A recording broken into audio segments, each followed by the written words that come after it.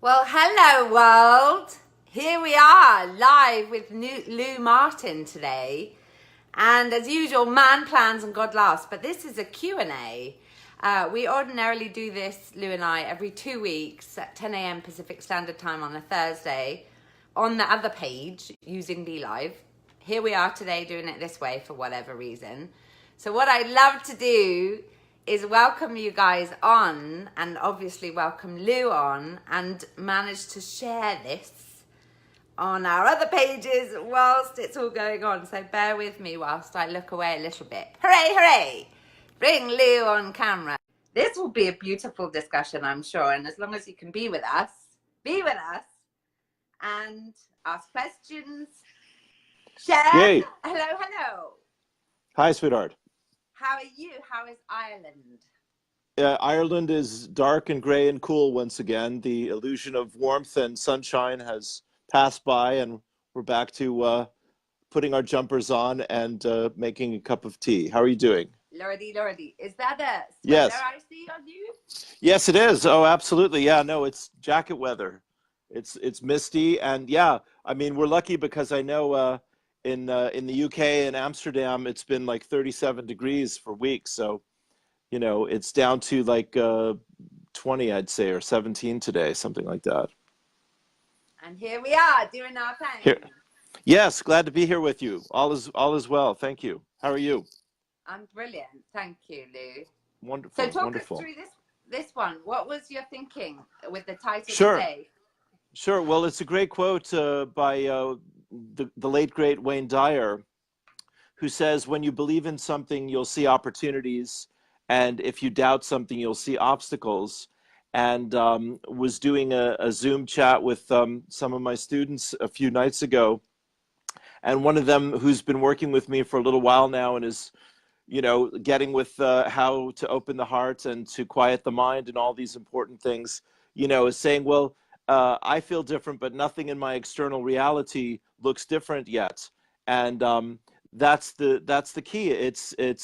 Nothing changes until we do, is a quote from my teacher Lazarus.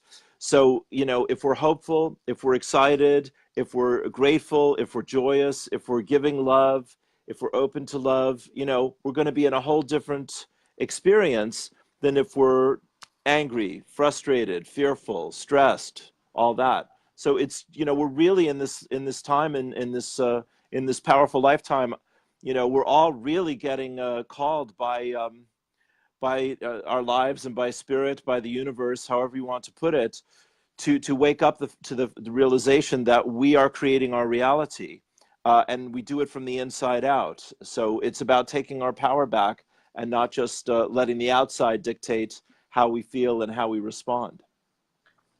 So how do we do this today then, do you think?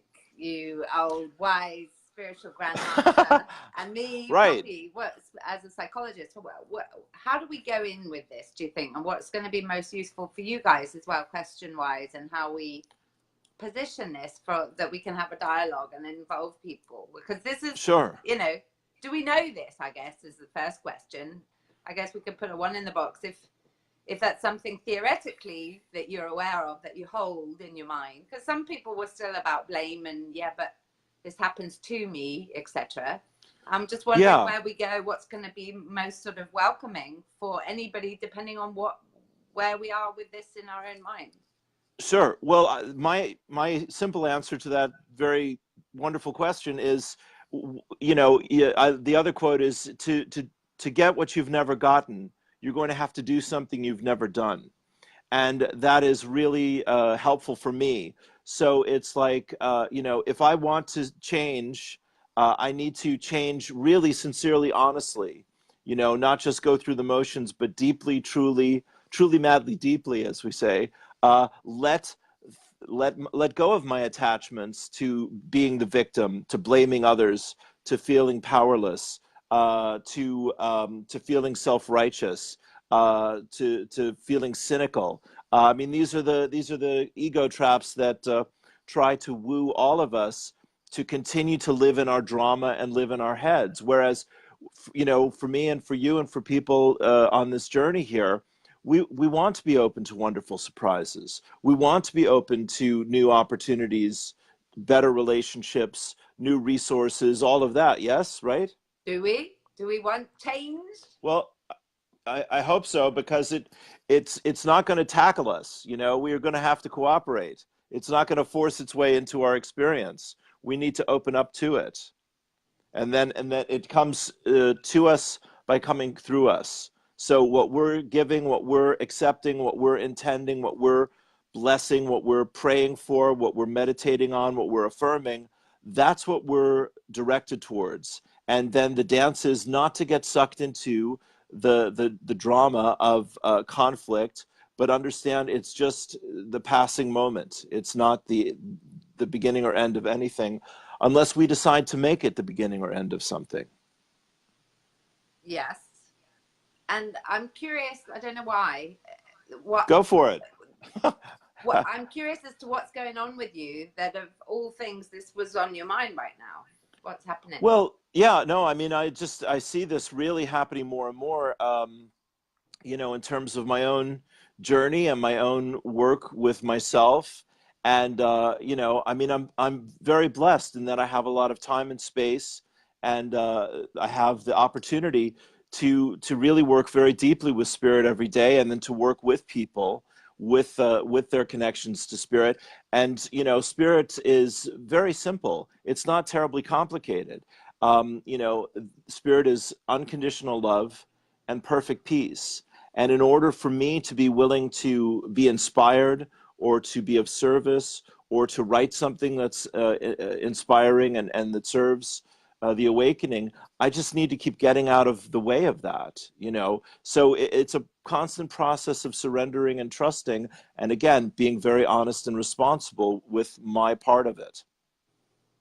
Okay. And let's be mindful. I mean, those of you, I mean, we may well know each other, all us guys, but if you're new to Lou or to I, we're all about dialogue as much as we can be, in terms of where are you in the mix. So if you have questions, queries, challenges, put them in the chat. Arguments. Exactly. Arguments. Jill is saying, in the midst of all of it, honestly, it's all welcome. You do you, we'll do us, and we'll roll with it and see where we get. Yes. Jill's Exactly. saying, how to stay patient whilst change occurs. Right. Patience is not a function of time. It's a function of what we pay attention to. And so it's like being the detective and solving the story. You know, the two quotes my guides say: if you want to speed it up, slow it down. And the Course in Miracles says, infinite patience is met with instant results. So it's about, the universe understands what we're asking for, what we're working on, where we're at, and where we want to get to. And paying attention is staying in harmony with what we're asking for, and not getting frustrated or judging ourselves or beating ourselves up when things take time. Because of course, whatever changes we're making in this reality must take time. But then when the vibration is in balance, in harmony, it happens instantly. It happens outside of time, but it shows up in time. So if we slow that right down, I'm actually going to just come off camera a minute. There's a light shining in my face, which isn't going to work for me. If we slow it down, because to me, this is like so powerful, particularly for the do people, or the people where we're perfectionistic, or we like a lot of do or anxious people, is I just want to see the change, right? And we get busy. Right. So when you say, you know, we slow it down to quicken it up, what do you mean? And I'm here, but I'm listening. I'm just turning the light off. Sure, honey, that's fine. That's fine. No, it's great. So, you know, my favorite quote from my guides so far is, the heart knows what the mind struggles to believe or to understand. Yeah. So if let's say I have a bill that has come due, or something that's time related that has to happen at a certain time, the universe understands that. The universe created time. It understands how time works. So my part in meeting that bill on time, or that deadline on time, is to be intentional, to let go of whatever resistance, fear, anxiety, doubt, worry, all of that. you know, Abraham makes the point, a lot of us do a lot of action, but we do it from a place of separation. So it's like trying to punch our way out of a paper bag. It looks very impressive and people get stressed out and, you know, overwhelmed, but it doesn't really change what we want to change, which is why slowing down speeds up the process, because we begin to come from the inside out, from a place of clarity and from a place of trusting. Yes, I'm moving in the direction of what I've asked for. The universe has got my back, and this is going to come together in the perfect time, in the perfect way. We have to keep, and have to in quotes, you know, we have to keep, need to keep is better, Yeah. bringing our attention back to what we want and feeling what it's like to trust that that is what we're creating. And then time and space will take care of themselves. So if we slow it down to practice, because I'm guessing, put a 10 in the box if, again, theoretically you get it and you're kind of on board for the most part. Like if we take all of us here, we're going to have bills to pay. If we put it into practice, we're going to have bills to pay, or there's a pressure on some kind of actioning of some, I have to do something, I have to be at a meeting, or I have to make a decision, or whatever it is. We're going to have our thing that some of us, obviously, you get consumed by the fear of, what if I do it wrong? What if I'm not quick enough? But it has to be now, and etc. How do we do this in practice if we're to apply it to whatever it is? You could have something in mind that is the pressing thing that we need to attend to. How do you do that fearless? Right. So the first, absolutely. So the first thing is I need to come to peace before I lose myself in anxiety and pressure and stress. I need to keep coming back to peace. And if I come to peace, the ways my guides teach me to work with it is, give what you're asking to the universe. I'm going to pay this. I'm going to get there on time. This is going to work out for me. Okay, etc., etc. Set the intention that. Yes, and begin to feel in your inner barometer that your compass is now pointing towards the positive expectation of what you want, rather than the negative fear of what you don't want. Okay, so this could be at any. Am I shout? I feel like I'm shouting. Sorry. This could be. It's all right. A choice point, right? Is when we catch ourselves or get conscious that you might be overwhelmed or judgy or frustrated or reactive, or is a kind of pause button. Fearful. Anything. Come back to home. Yes, it's exactly. We get anxious and fearful out of unconsciousness, thinking I'm not enough. There isn't enough, I don't have enough, I don't know how to be enough or to get enough or to have enough. So all of that is fear. So then the choice point, as you said, it's a great phrase, is I want to consciously let that go. So maybe I forgive myself for creating a lot of fear. Maybe I say, oh yes, no, without, right. Is, wow, I noticed that I'm in fear or I'm critical or whatever. Is that right. Sort of, so, I noticed kind of thing. Yes, that's good. So that's the point of talking about the difference between blame, which is our victim consciousness, guilt, shame, and blame game. And then there's responsibility, which is the spiritual adults taking care of our inner child, our inner needs, our relationship to authority and power. So I want to go, okay, I got it. I'll take a few deep breaths now. I'll come back to my loving higher power, to peace, to gratitude, to safety, to harmony, to feeling enough, to knowing there is enough, to know that I was made for a good purpose. However you language it, however you find it, really, put on your happy song, however you get into that good space, go for a run, go for a walk, count your blessings, say a prayer, say an affirmation. You start to, Abraham's word is relief. You start to relax and release. You let go of the tension and you come back to that place of peace. And then what my guides say is, if you can be in that place of peace, then inspiration will find you. It might not find you in those 30 seconds, but now that you've pointed your compass towards knowing that you're enough and there is enough, and you're calm and you're peaceful and you're self-loving, then you're moving on that path that's different from the one that you just stepped off of. But you're quite right, Poppy. It is about consciously knowing which side of the fence you're standing on, and then expecting that that is going to bring you the result that you're asking for, rather than the result that you're afraid of. Yeah. What is it, that old African proverb? It's coming to mind. Or is it Navajo Indians? I think, with the which wolf do you feed? Yes, yes, the Indians. Yes, Yeah, I mean, right. The loving wolf or the crazy wolf. Yeah, yeah, ravenous one. yeah. And I guess if, Fearful. yeah, big time, we can hold that, what you've just given us, in mind in terms of the, however we want to look at it, functional, healthy adult, or the inspired, wise, Right, spiritual, right, intuitive inner guidance. And right, right. the childlike, vulnerable, reactive, fearful kind of, and we can hold Right. both in our mind. Is, how do I attend to this part of me that's fearful, I'm noticing, etc. I don't know if that's useful for some of you. I know some people think, oh, it's all a bit icky to think of an inner child and the vulnerable part, but it seems to me the sooner we can get kind of attentive to our vulnerable and do the things that Yes, haven't been done for us, the sooner we're yes. going to have a great deal of peace. That's right. And happiness and love. I couldn't agree more, my friend. My guides say we must be willing to give to ourselves emotionally, vibrationally, imaginatively, what we're wanting life to give to us. If we can't see ourselves as deserving of love and success, how is the universe going to do that for us?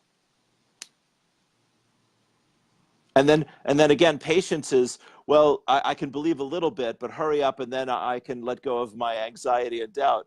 It's like, well, that's not gonna do it. You know, it's gonna take as long as it takes for us to come back into alignment with our higher self, soul, and spirit, with love, peace, joy, happiness. But once you have a glimpse of that, again, you start to feel better, and that will move you on the path of everything that feels better. Doors open up, the traffic is good, you find an extra bit of cash in your account, in your pocket, whatever. That's the sign. I Well, actually wanted to say that synchronicity is such a big gift. Yeah. and those are the mini miracles, as I see it. Yes. Is, Yes. life shows up for us. I mean, how many people put a Yes. 22 in the box if you've had that experience where something just shifts and it's kind of like, oh, coincidence. I struggle with that term really, in Right. terms It's of not really. something. It's not really applicable. Well, quite. It's like, something shows up as a, you're on the right path kind of moment, where we go, we can't really explain that, and it Right. seems, Right. this welcome kind of little signal of, see. Yeah. Yeah. Yeah. No, exactly. I really was thinking when you were asking me what was the topic today. At first, I thought synchronicity, but so we've gotten into it quite quickly anyway, which is the only difference between coincidence, of course, because we're being very intentional, both of us. Yes, Yes, exactly, exactly. exactly. Yeah. There's one mind, and we're all borrowing a piece of it. Well, That's exactly. yeah, yeah. But Carl Jung, who I really do revere and admire and love and respect, created so many of the tools that I work with every day, and many people on the path do. And his whole concept of synchronicity is, coincidence is the ego mind saying, "Oh, isn't that interesting? I was looking for this, and here it is." Yes, but synchronicity says, like we just did, of course, here it Yeah. is, because you're receptive to it. So what my right exactly. So what my guides say is, the greater our intimacy with our truer self, which is happy, joyous, and free, the more safe we feel in life, the more life can love us and take care of us, the greater the synchronicities. Absolutely. Woo, woo, woo. Hooray! Done. That's it. And that's it then. That's Right. all we have to There do, you go. right? Easy. Right. Easy Right. peasy. Yes. Easy peasy lemon squeezy. Practice, practice, practice. So what's all the resistance about then? And where's all the questions? Well, in terms of what we do about this. And again, if you've got some different thoughts about it. But I'm guessing, again, just to get a sense, put a 2 in the box. If theoretically you're on board, but actually practically, literally in life, it's kind of like, well, I know the theory is that Ram Dass is so in my head. I don't know why. It's like every day, be here now. Stuff. Sure. Like booming voice. Yeah, yeah, yeah. For some reason, addictions are coming into my head in terms of the kind of you know, when something's sorted, then I can relax. The kind of reward system that goes on, because we're not here Right. now. We don't attend to the now. We don't look at, okay, who do I have to be? How do I have to be in order to get into alignment with what it is I want? So then I'm on the right path. Then I'm looking at what I'm wanting. I'm being the change. I'm showing up as the thing that I want to attract. And Right. oftentimes we're avoidant of that because we're in the fear and the Right. pressure and the do. Right. Then we get to a point where it's like we've controlled and manipulated and been so good all day long, that with the food and the whatever and the people pleasing, and then we're all about shove me with something so that because I'm tired or whatever, as opposed Right. to the be here now, which is now's the time. If it's not Sure. working for you, what are we going to do? What's this? Sure. This is enchantment, which is the unicorn, which is today's message from the angels, right? And that is actually the card of the magical inner child. And that is the card of unlimited possibility. And you see, so we have the wounded inner child, which we all are pretty familiar with, which is where we take on the shadow of our parents and we try to fix it in ourselves in order to save them and in order to be loved by them. And it's what my guides call the impossible dream. Whereas when you start healing your relationship to yourself, as we're all learning here, then the magical inner child can play and create and dream and desire through you, and you come back to the power of your innocence. So you don't, everything is not conditional, everything is not judged by the critical parent, everything is not earned. There's synchronicity, there's grace, there's miracles, there's magic. Yes, I'm laughing because I went for a walk and I looked down and there's a pink unicorn on the floor. Great. And I picked it up and I saw this woman walking with the baby and I went and said, "Is this yours?" And she said, "Oh, no." So I put it on a park bench and I walked away and I was like, "What are you doing? You've just found a magical pink unicorn and you've left it on a park bench. Hello?" Well, yeah, and it came back. What we do. Yes, it came back, didn't it? So another synchronicity. Well, and I think this is one of the things that we do, because I'm thinking about, okay, so theoretically, okay, in practice, what does it look like? But this is often, I think, the thing that something or someone will show up for us, right at the point, like the pink unicorn. You don't get more magical and miracle than that. And I leave it on a park bench, which is, okay, you know, we could get into the head stuff about it, but that, sweetheart, it's fine. There's not a wrong about it. The universe gave it to you. You get to decide what to do with it. Exactly. But I thought the baby, I could just imagine getting back to the park bench and pulling it away. Yeah. There's probably some 2-year-old heartbroken that she lost her unicorn. So exactly. you've contributed to the greater good. Exactly. Yeah.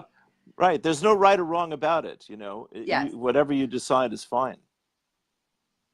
Oh, I'm just reading the comment here from Danielle. "Bless you, my love. Completely changed her mindset. Thank you so much for doing what you do." Good. We're on the right path then. That's a delight. Yes. Suzanne was saying this up here as well earlier, that the two of us, I think we're doing some love sucker punches for some people out here. Well, we get to be the healthy man and woman for the inner child of our friends here, hopefully. Yeah. So I wonder specifically where you guys are, if this is triggering something for you and you have a challenge or a specific question. Use us. This is very much why we're here. And, you know, if you know us, you know, it's been colorful. We are human. There's blood in there. We have our Sure. We have to make all the mistakes before we start wising up. You know, that's just the way it goes. Well, quite. This is Wait, I see a question, I think. Tell me about Mercury retrograde, Lou, says Marcella. August 2018. Well, okay, that's a different subject, but that's fine, Marcella. It's all connected, I suppose. So, I mean, what happens typically in Mercury retrograde, you know, to this extent that I'm an astrologer, understand it all, is it gets us out of our head, which is the whole theme here today. It throws us back into ourself, and it creates chaos and confusion in communication and the mind, because things are not, old assumptions get re-examined, old patterns get broken up. So, you know, all these, that's the archetypes, that's Jung again. all these primal energies that the planets represent, you know, they're all within us. It's just, do we see them as our enemy or our friend in disguise? We get to decide what everything means. Absolutely. It's residing Thank within you. us. So there you go. Ha! Miss Yeah, got Farah. that one. Dina's such a fan of the retrograde because it's a confronting time, right? And Well, we yes, are confronting within us if we choose to be. yes, I saw a yes. beautiful guy speak. What's his name now? Mark Demaz. I'm looking at his book cover. Demaz, about disruption. Us Okay, as role models, leaders, and right, people, all of us, that means right, being a right, disruption in our own lives and in our lives of other people, in terms right. of calling it and having these conversations and looking at one another. I saw the documentary. Did you see Fred? Why do I forget this man's last name? He had the series in the 60s on American TV, black and white, with children. Won't I be? Can't Oh, it be? Mr. Rogers, Fred Yeah, Rogers. I don't know why I block his last name. There were, That's the inner child, once well, again. quite, yeah. There was. Did you see the documentary? Any of No, you? no. Oh, it's beautiful. There's a Yeah. guy in there, and it was so poignant to me. Like, really made an impact. A guy that they interviewed, and he said that Mr. Rogers looked at me and scared the hell out of me the first time I met him. And he said that Fred looked at him and said, "How are you?" and held his gaze. And he said it was one of the most confronting experiences of his life because there was somebody actually there waiting for the answer. Right. Well, it's called intimacy, and Yeah. it can come as a great shock to many of us. Yeah. You know, when people don't look at you and don't really check in with you or care about your inner truth. Yeah. Yeah. And we do that with ourselves as well. How are you? I'm fine. You know, all that kind of stuff. Well, yes, until we learn that, you know, there's probably a very good reason why we're finding the unicorn or meeting this person or whatever, and then you start thinking about the bigger picture and synchronicities and intimacy with your truer self, and then you're starting to live in a different movie, as we all are. Yeah. It's exciting. It's mysterious. It's magical. It's wonderful. And the relief often is, oh, there's a formula to this, actually. Yeah, well, your heart knows how to do it, and the mind is asking for clues, you know, is, I guess, the best way I can say it, really. Yeah. You know, the mind wants patterns and structure and form and routine, and that's all good, but that's not music. You know, those are notes on a page to look at and to tell the mind what to do, but what you're playing is coming from your heart, you know. Yeah. So the heart's the boss, the mind is the servant, you know. It's just the hungry ghost that we need to keep feeding in order for the heart to get the opportunity to express itself. And when you come back to peace, then you know you've found that connection. What would you say is a kind of practice? I mean, for me, I'm a fan of talismans, things that we can have on our person that can remind us to ground or to come back home, or, you know, to just hang on a minute. Let me just, in fact, I've got many talismans, but one of them is my literal pause button that I have tattooed on my arm. Good idea. Great idea. Remember. Sure, What good would one. you say would be practices that can help us to remember ourselves? Well, I mean, you just mentioned Ram Dass, who I've had the pleasure of meeting and working with a couple times, and he was a huge influence in my life. He's still with us, amazingly, but I'm sure not for terribly much longer, God love him. But the Be Here Now was a revolution because he, in his own story, he went from being the prodigal son of this very wealthy railroad man in New England to becoming a professor at Harvard in psychology. And then he met Tim Leary, and they started dropping acid together and turning people on to all of that. Right. Yeah, there's a brilliant documentary. There's a brilliant documentary of the two of them together. I don't remember the title. Yeah, it's well worth digging out. And then he saw kind of the limits of the hallucinogenic journey, which Tim really never came to. And then Ram Dass went to India and he met his guru, who the first night he met Ram Dass, the guru said, "You were outside last night thinking about your mother looking at the stars." And that's exactly what he had been doing. And from that moment forward, Ram Dass realized that there was more in the world than just the mind. So the guru's name is Neem Karoli Baba, Babaji they called him. Krishna Das, the great kirtan singer, also studied with him. And Ram Dass wrote a book called Miracle of Love, which is about Ye Thick, and it's all these stories of people's minds being blown by Baba over and over again.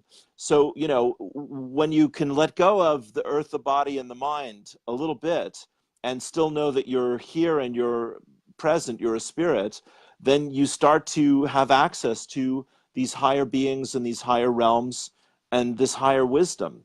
But again, you know, it happens through invitation. It happens through us. So you're asking, what are the practical ways? Meditation, affirmation, keeping a journal, and finding and following things that inspire us. The number one thing is inspiration. Yeah.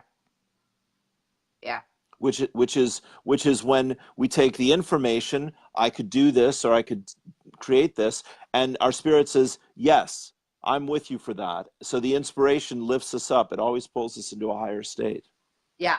And I've got, is it Mel Robbins? Yeah, it's Mel Robbins. I've got in my mind her 5, 4, 3, 2, 1, you know, take action, beat your brain on the kind of things when when our internal self or higher self says yes to something, we beat the ego before we go, yeah, but I've got the, you know, I don't know if you know Mel Robbins, but she's quite, wow, she's quite a force. Good. Using this 5, 4, 3, 2, 1 method that you can use for anything from, you know, snooze button sort of addiction to moving yourself into action when we know, we get those moments where we know we need to set a boundary and just say to somebody, hang on a minute, could we just discuss it, etc. Or we know we need to ask a question about something before we sign something and we ignore it. And she says, beat your brain, 5, 4, 3, take action on the disruptor that we have internally that we ignore often. And that's when we get into trouble. We're not following what you were talking about. We're ignoring. Right. That's called overriding your own inner wisdom. Quite. And yes. She's epic for that. She's so yes. She was in a deep depression. The story comes from here that she and her husband had some life events and she was in a depression. She'd been in bed for 3 months with press and snooze, just, going, wow, we're losing the thread here. And she's super kind of savvy on it kind of lady. So of course, when we're sort of, doers, when life happens and things start coming away and we lose our identity because we're over identified with that thing. Yes. Depression sets in for those kinds of characters usually. Yeah. Oh, of course. Yes. Yeah. She was thinking, what the hell, where's this going to end? And she could only see the negative kind of how, stuff. And she said she saw a rocket launch on the TV. 5, 4, 3, 2, 1. Oh, right. Good. Okay. Like, right. That is it. Yeah. It's that simple. That's what I'm going to do to get out of bed tomorrow morning. And she said she did it. She was, for the first time in, I think it was 3 months, she just found herself standing in the room going, I've just found the solution to cutting through the constant chatter and the overwhelm and the punishing ego and everything and just get out. And she's, wow. That's right. Turned her life around. No, yeah, that's great. I mean, overthinking anything is a sign of fear. Yes. And confusion and fear is really the same thing. Yes. My guides say that pain is fear in the body and fear is pain in the mind. My brain just exploded. Can you say it again? Sure. I mean, but basically it's about resistance. Yeah. So pain is fear in the body. Pain is resistance in the body, or the body and fear. And fear is pain in the mind. Resistance in the mind. I'm resisting the statement. It's not going in. How very interesting. Well, it's the same. It's the same thing. Yes. It's the same thing on either level. pain and fear are resistance to the truth of who we are. Yeah. Yeah. Right. Okay. And so a lot of fear in the mind then creates pain in the body, Yeah. because we didn't get it the first thousands of times. Yeah. So the body starts to say, it's still here. Yeah. Your resistance to the truth is still here. And that's how we create accident, illness, and injury, Yeah. and addiction. Yeah. And this reminds me of something we were talking about on Mastery Mornings this morning. I have a Monday to Friday success habits and disciplines, daily devotions. We've done. Yes. Yes. Monday to Friday. Good for you. We were talking Yes, about, wonderful. somebody said, we were talking about goals, really. And this lady said, you know, I had some ideas and then my body had some other ideas. My body wasn't necessarily playing ball. And I thought of how we can turn on ourselves so readily, is my body's letting me down, when actually it's the opposite. It's very much speaking for us, or telling us about slowing down, or limitations, or obviously all the signals, the emotion that we are not attending to. So when we do the ignoring of the I need to do X, then the migraines come, and the Achilles heel, and the backache, and the knee joint, and the blah. And many of us, obviously, you know this, I'm just talking a monologue because I know that it's like an epidemic where we ignore and we medicate against our best friend who's there going, I got you, I have something to say. And then we quieten it down with all kinds of stuff.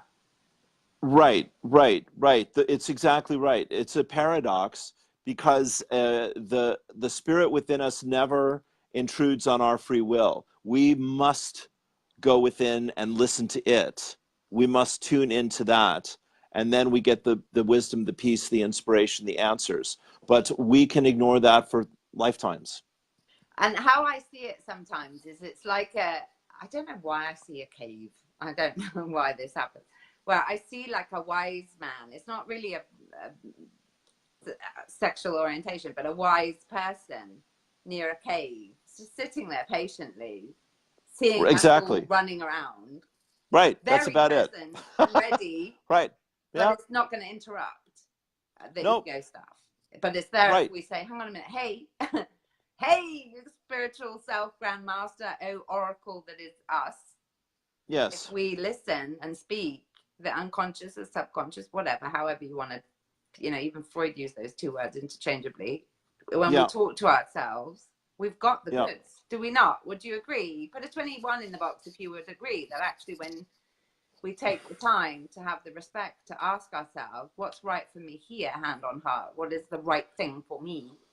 We know. And the way I often see it in my mind is that I'll be running around doing something and I'll just see this very, you know, wise, attentive, grounded, powerful discipline of wisdom, which is us.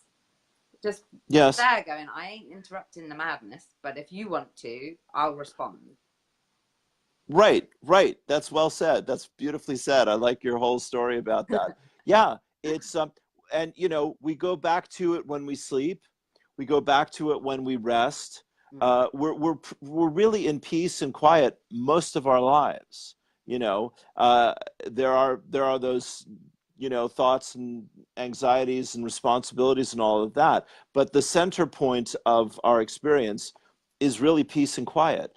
And so my guides say, go into peace as often and as deeply as you can. The longer you're able to hold your peace, or the more deeply you can surrender to your peace, the more peace you can acquire or open up to, the more you have that space for grace within yourself, where new ideas and new perceptions can come into the experience. Like we're saying here, is the theme is about perception. The canvas is always going to be the same. Yeah. The keyboard's always going to be the same. The stage is always going to be the same. What's different is what we bring to the moment with our own resources, and then what we allow to channel through us. That's where the magic happens. So to know that and to consciously cultivate that and seek that, to me, that's the seed of real wisdom. That we're spiritual beings having a human experience, that I have a mind and a body, but I am my soul and spirit. When you start to understand that's your ground of being, then you start thinking out of a whole different part of yourself. And you start listening much more intently to your body and your feelings.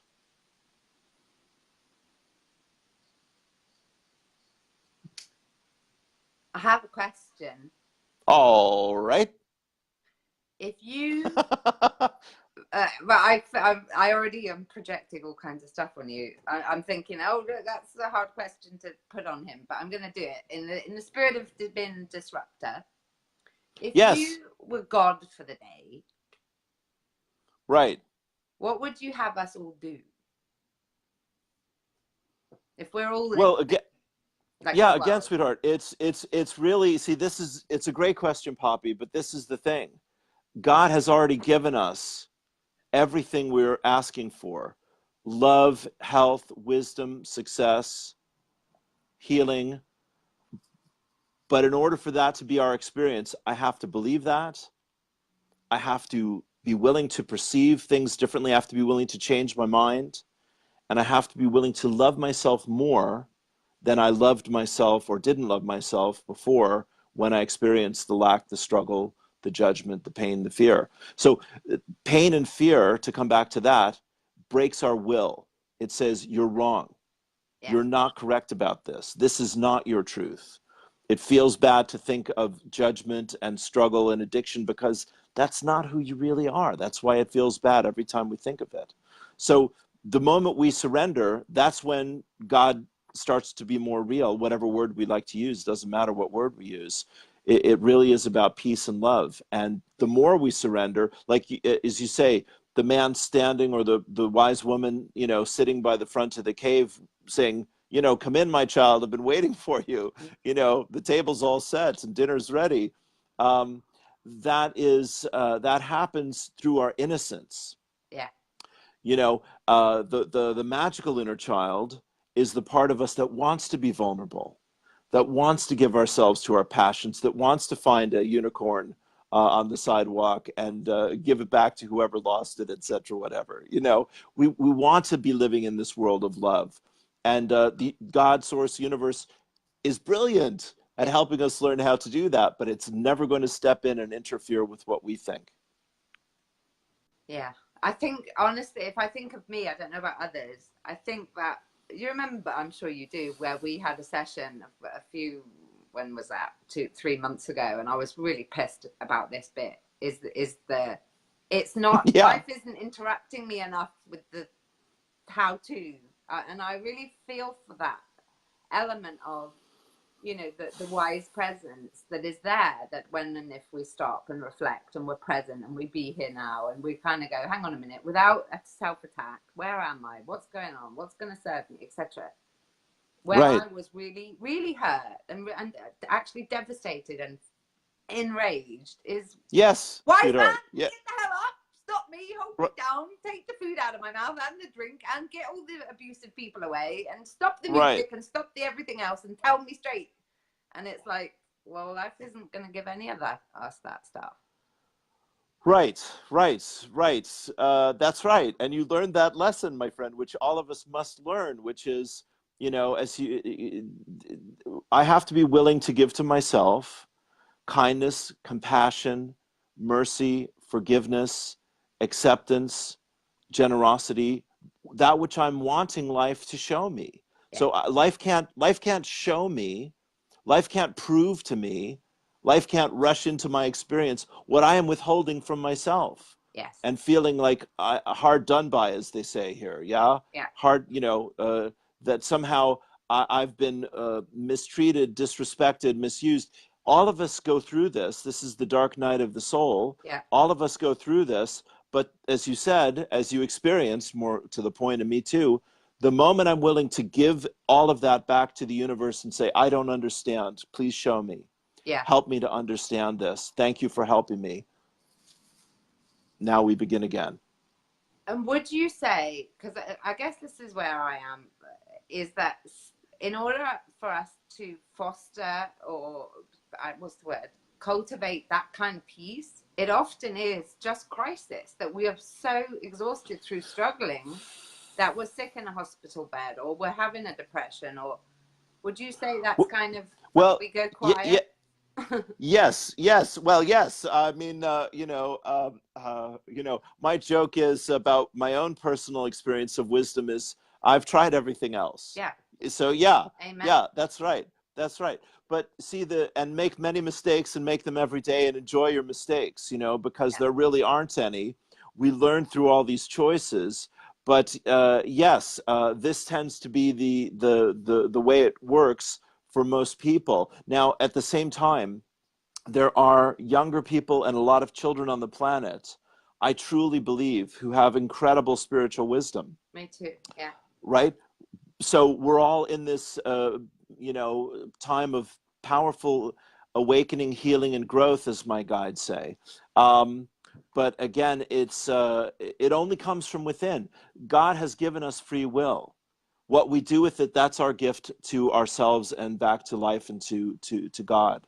So when our will is aligned to the universe's will for us, which to me, wisdom is knowing our oneness with all of life and respecting that and honoring that. That's what wisdom is from my guides. So when I act with wisdom with myself and with others, I treat others the way I want to be treated. I'm honest with them. I'm honest with myself. I take responsibility for my choices and my uh, opinions and beliefs, my impact on others. That's really the key of it. And I open to, like you said, we want feedback. We want people to tell us what they don't understand or don't agree with or think is just completely impractical or wrong. And that's where the creation happens, as Abraham says. We need the contrast, we need the dissonance in order to find the harmony. We need the contrast in order to create. So it's always going to be a part of the journey, but I truly believe, as you've heard me say many times, we're living in this moment where we've come to the end of one chapter of consciousness on the planet, duality, the third dimension with its extremes, and we're now beginning to rise into a higher vibration of synchronicity, intimacy, harmony, love and respect, integrity, that is just going to be more obvious and more essential for all of us living in the world. We can't, obviously, talk about crisis. The whole planet's on fire these days. We can't continue to pretend that nothing is wrong, and think that everything is just going to be fine, and that we're going to have the kind of life that we've had growing up going into the future. We're going to have to make huge changes and confront gigantic challenges. But if we really do know that we're spiritual beings having a human experience, then we can do that. So do we get some brownie points? Do we get some hoorays? Are we? You tell me. Mm-hmm. I think so. Really, I think we're doing pretty good. And I mean all of us, that we get to really know that we're part of. I mean, it takes balls to move from a very fear-based, I need more head focused place to what we're talking about, which is a sort of, I see it as a kind of like, I have to say it now, it's like a plopping, that we plop from the head into the body. It's like, right, whoop, right. I landed, Yes, I agree. It takes courage for us to do this stuff, to come out of the thought stuff and trust. It truly does. It truly does. Yes, it does. The Course in Miracles says if you rely on your own strength, you're going to be fearful.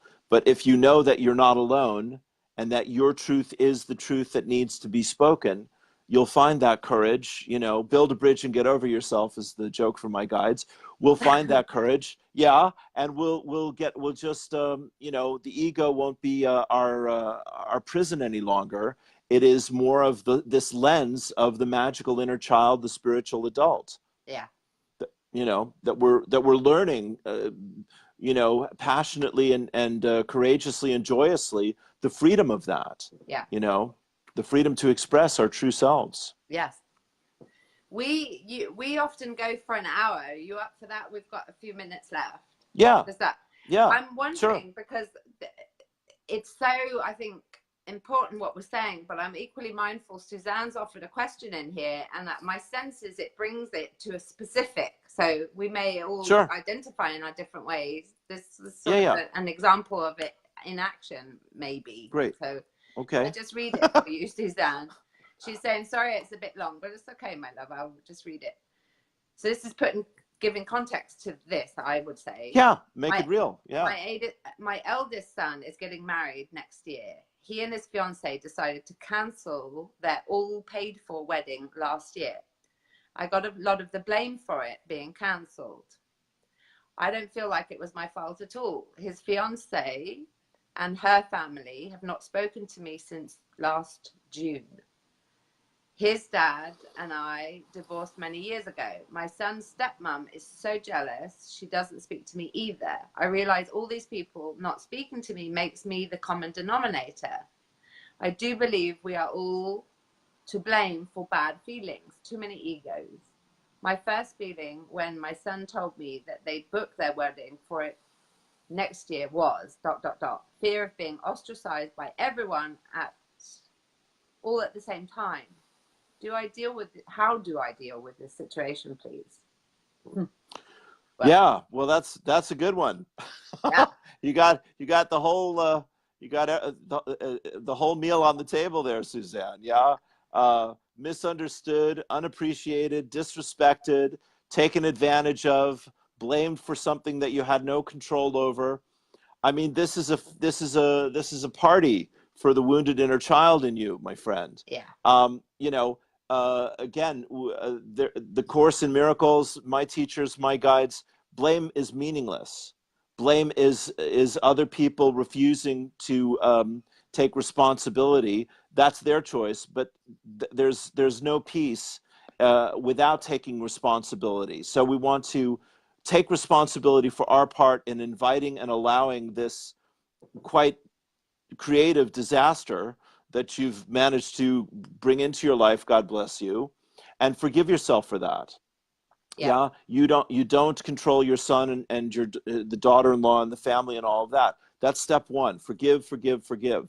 Step two is I would literally pray for all of those people and wish them only the very best and thank them for showing up in this powerful way in your life. And step three is I would give this whole situation to God for God's purpose for you. I don't know what any of this means. God, please show me how this is teaching me about love. This is the question my guides have me asking. How is this situation teaching me about love? What is this situation teaching me about love? And then I would just say thank you as often as you can remember to say thank you, my friend, and keep coming back to peace and let the whole drama go as often as you need to. Beautiful. Big time. And equally, Suzanne, welcome to the human race again. These things show up for us.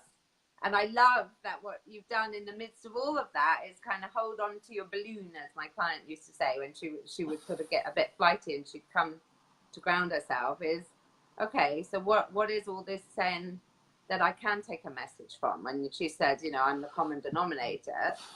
Right. That's a pretty, it seems to me, fair way to say, hang on, okay, so there is repeat here, so I get to look at that, but equally there's many people, and like you say, many egos, many psychologies, many stories, and then whatever the sort of culture of the family is of blame and finger pointing and anything else, so this could be a really confronting, life-changing, really important, the split. I'm thinking of I can't remember what it's called now, but the splitting of, there's the story about the chimera, one of the dragons that was split, the head and heart, where we get to leave the blame and the, obvious sort of ego stuff aside and go with, okay, what is this? How do I get to attend to me in the midst of what is so seductive, where I could carry guilt for somebody else's something, which right, just leaves you with resentment. And it seems to me, you're saying, Suzanne, as soon as you heard about it, there's a little trigger going, saying, danger, danger, I can see something coming toward me that is going to be about my failing here. You already saw it coming. So it suggests that you've had plenty of experience of these people and how the culture works. Right. And that's right. Well said. And the other part of it is, that what we resist persists. Yeah. What we deny controls us. And what we refuse to change our minds about has to get bigger and larger and louder until we're willing to change our minds about it, because we're believing something that is essentially, fundamentally untrue. So as long as I believe a lie, I have to please everyone all the time. I have to take responsibility for my family no matter what they do or don't do. I have to try to keep everyone happy in these social situations. Whatever the lie is that our wounded inner child took on out of love and protection, that is completely contrary to the truth of who we are, until we let that go, the situations just get bigger and deeper. Yeah. And So that's the life-changing opportunity here for Suzanne. Yeah. And that's where the projection, we can, what would that be called? Withdraw the projection, is take the projection to say, well, maybe it's me that I need to make everyone happy, is all of my parts of me, is to be able to attend to, from what you were saying the other week, where am I safe, loved and supported? How can I attend to that more?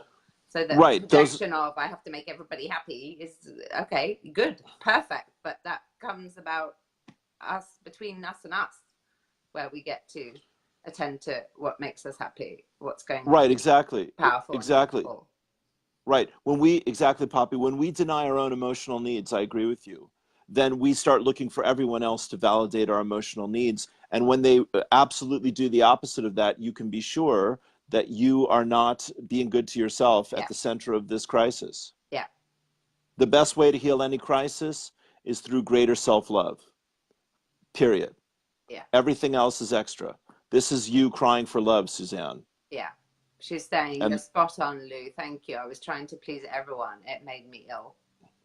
Yes, join the club. Yeah. Yes, that's right. Exactly. That's right. The club. Right. And the fact that Suzanne's showing up and brave enough and vulnerable enough and courageous enough to ask for feedback about all this is a huge step in the right direction. Exactly. So you're well on your way to sanity, my friend. Keep going. Yes, exactly. And I'm sure attending to others of us that do this stuff too. So thank you for that, because I'm sure you're teaching by your questioning, my love. You remind me of my friend at school, Dawn, who always used to, she would have the courage to ask the questions I wouldn't ask, and I didn't like her for it, but I had so much respect for her because she was a powerhouse. So you remind me of her. She had chutzpah, as they say. Chutzpah. I've done it this for years, says Jackie. Yeah, a lot of identification. So we did good today, did we? We did brilliant, I'd say. Yes, thank you. Some shares and hearts and thumbs and tag your buddies and all of that. I'm guessing that we can look over the feed if we've missed anything. I'm sure that across time, given the time, we can attend to something. Yeah. Can I just say, sorry, one thing? The last time we were on, sweetheart, there was a lady there who talked about her daughter having been murdered recently. And so her name, well, it doesn't matter. She came on to one of my Zoom Q&As, and we had a really powerful session together. So yes, just to underline what you just said, you and I will look at what people are asking, and if we don't get to address it here, we'll both do our best to respond to it later. And you know, it's a pleasure to be on this team here with you, Poppy Sprague. Thank you. Brilliant. I agree. It's incredible how wealthy I feel whenever we do this, and all of us. Really, we work well, all of us together, and to exactly. So yes. How do we get more in the event? People want to find you before, what is it called? Bi-weekly, fortnightly. Before the next 2 weeks when we meet again, Thursday, 10 a.m. Pacific Standard Time and 6 p.m. UK, isn't it? Ireland time. Yes, that's right. Where can people get you, and one-to-one work sessions you do, and Zoom and your morning prayers? How do we find you? Right. So LouMartin.eu is my homepage, or you can find me on Facebook. Just look me up. I'm all over the place, and I've got now my numbers are going up. I'm happy to see I've got 1,200 followers as of today, which I'm very proud of. Yes, that's very, very nice. And of course, through our connection, my friend, Stephen Webb and I have started to work together, and we're doing some nice chats weekly, and that's been great fun. We did a conversation about suffering. Stephen is such a beautiful soul, as you know, and I'm so grateful to him. So yeah, one-to-one sessions, my ebook, and Zoom Q&A tonight at 9 p.m. Ireland time, Tuesday, Thursday, and Sunday night at 9. Okay, so people come onto your page, set notifications to be shown when you go live and so on, and you guys will get Yes. updates and so on. Yes, exactly. And where do we find you, my dear friend? Where do we find me? Good question. So we're live right now on my friend page. So obviously you can follow that page. I put all memes and go live occasionally. I also have the Monday night Q&A at 6:30 p.m. Pacific Standard Time every Monday. You hop on, you do you, I'll do me if you want to ask some questions for about half an hour. And otherwise the Poppy page, which is just Poppy on Facebook. If you search, you'll find the business page under my name. The welcome video on there will tell you about the morning show that I do, which is the Habits and Daily Disciplines. Really a wonderful show about getting real clarity and focus on what works for us to thrive. Bearing in mind we're all somewhat different.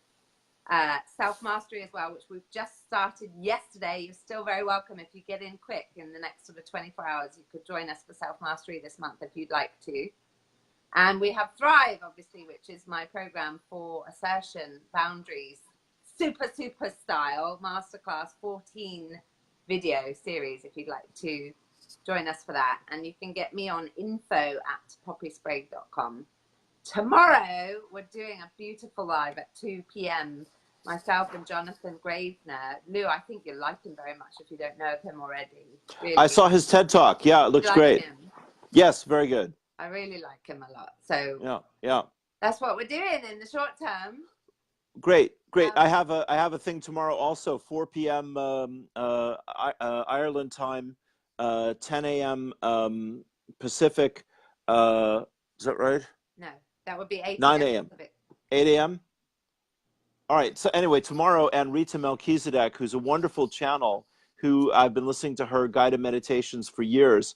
She's kind enough to have me on for a 2-hour show with herself and 3 other people. Yeah, so I really feel blessed about that.